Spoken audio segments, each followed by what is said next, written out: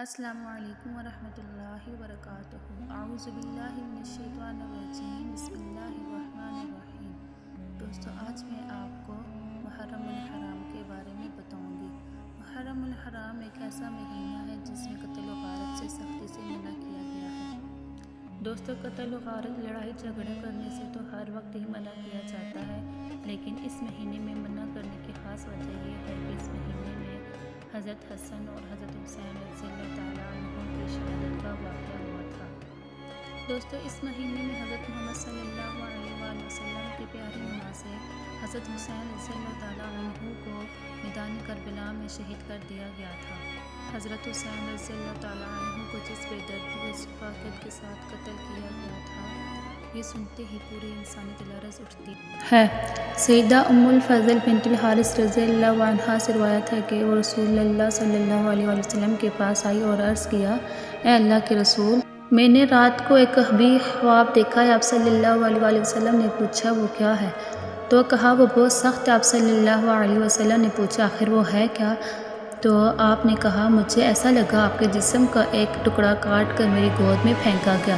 آپ صلی اللہ علیہ وسلم نے جواب دیا، تو نے عمدہ خواب دیکھا ہے۔ اس کی تعبیر یہ ہے کہ انشاءاللہ میری بیٹی فاطمہ رضی اللہ عنہا کا بچہ پیدا ہوگا جو تیری گود میں ہوگا۔ واقعی سیدہ رضی اللہ تعالیٰ عنہا کا بیٹا پیدا ہوا جس کا نام حضرت حسین رضی اللہ تعالیٰ عنہ تھا۔ ایک دن میں نے رسول اللہ صلی اللہ علیہ وسلم سے پوچھا، ان کے پاس گئی اور حضرت حسین کو ان کی گود میں ڈال دیا۔ جب آپ صلی اللہ علیہ وسلم کی طرف متوجہ ہوئی تو میں نے دیکھا کہ آپ صلی اللہ علیہ وآلہ وسلم کی آنکھوں سے آنسو بہہ رہے تھے۔ میں نے کہا، اے اللہ کے نبی، میرے ماں باپ آپ پر قربان، آخر کیا وجہ ہوئی کہ آپ کے آنسو نکل رہے ہیں؟ تو آپ صلی اللہ علیہ وسلم نے جواب دیا کہ حضرت جبرائیل علیہ السلام میرے پاس آئے اور مجھے بتایا کہ میری امت میرے اس بیٹے کو قتل کر دے گی۔ میں نے کہا، یہ بیٹا حسین؟ آپ صلی اللہ علیہ وسلم نے فرمایا، ہاں، وہ میرے پاس اس علاقے کی مٹی لائے تھے جس میں حضرت حسین کی شہادت ہوگی۔ نبی کریم صلی اللہ علیہ وسلم نے حضرت امام حسین کی شہادت کی خبر دے دی تھی۔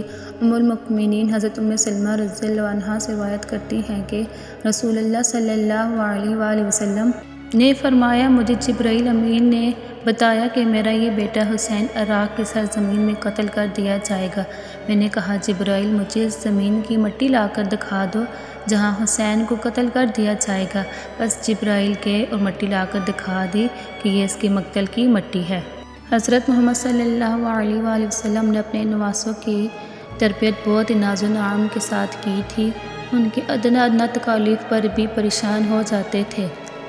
جب حضرت حسین صرف 8 سال کے تھے تو ان کے سر سے یہ بابرکت سایہ اٹھ گیا تھا۔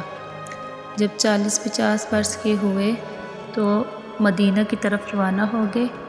وہاں پہ 10 محرم کو ایک طرف سے عمر بن سعد فوج لے کر نکلا۔ ادھر حضرت حسین رضی اللہ عنہ نے بھی اپنے حامیوں کی صفیں قائم کی۔ ادھر سے 5000 فوج تھی، جبکہ حضرت حسین رضی اللہ عنہ کے ساتھ کل 72 آدمی تھے۔ جب صفیں تیار ہو گئیں تو حضرت حسین رضی اللہ عنہ نے فوجوں کے سامنے نہایت پرجوش تقریر کی، جس میں انہوں نے کہا کہ میرا حسب نسب یاد کرو، میں کون ہوں؟ کیا میں تمہارے نبی کا نواسہ نہیں ہوں؟ کیا سید الشہداء حضرت حمزہ میرے چچا نہیں تھے؟ کیا تم نے رسول اللہ صلی اللہ علیہ وآلہ وسلم کا یہ فرمان میرے بارے میں نہیں سنا؟ حسن حسین سید اشباح اہل جنت، تو سنو ذرا غور کرو، کیا تم اس پیشانی کو زخمی کرو گے جس کو حضرت محمد صلی اللہ علیہ وآلہ وسلم برہا چوما کرتے تھے؟ کیا ان آنکھوں کو بنائی سے محروم کرو گے جنہوں نے رسول اللہ کا دیدار کیا ہے؟ یہ میری سر پر پگڑی دیکھو، سرور کائنات کی ہے، کیا تم اسے خاک خون میں غلطہ کرو گے؟ میرے ہاتھ میں یہ تلوار حیدر قرار کیا، کیا تم اس سے مقابلہ کرو گے؟ بہرحال حضرت حسین رضی اللہ عنہ کی اس بات کا ان پر کوئی اثر نہیں ہوا اور عمر بن سعد نے پہلا تیر چلاتے ہوئے جنگ کا آغاز کر دیا۔ ایک ایک کر کے فدائے حسینی شہید ہو گئے، یہاں تک کہ خاندان نبوت کے ایک ایک چراغ جام شہادت نوش کرتے چلے گئے۔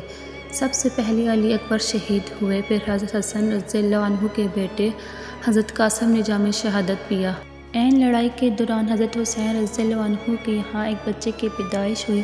آپ رضی اللہ عنہ کان میں اذان دینے کے لیے آگے بڑھے ہی تھے کہ ایک تیر آیا اور اس نومولود بچے کو زخمی کر کے شہید کر گیا۔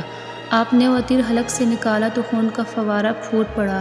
خون کے چلو لے کر آپ نے آسمان کی طرف دیکھا، خون کو ہوا میں اچھالتے ہوئے ارشاد فرمایا، اے اللہ، اگر تو نے ہم سے اپنی نصرت روک لی ہے تو وہی کر جس میں ہماری بہتری ہے۔ اب قافلہ حسینی میں صرف آپ رضی اللہ عنہ کی ذات باقی تھی۔ آپ میدان میں آئے، گمسان کی لڑائی ہوئی، آپ رضی اللہ تعالیٰ عنہ کو شدت سے پیاس محسوس ہوئی۔ آپ رضی اللہ عنہ پانی پینے کے لیے فرات کی طرف بڑھے، لیکن دشمن نے ایک تیر مارا جو حلق میں لگا اور خون کے فوارے نکلنے شروع ہو گئے۔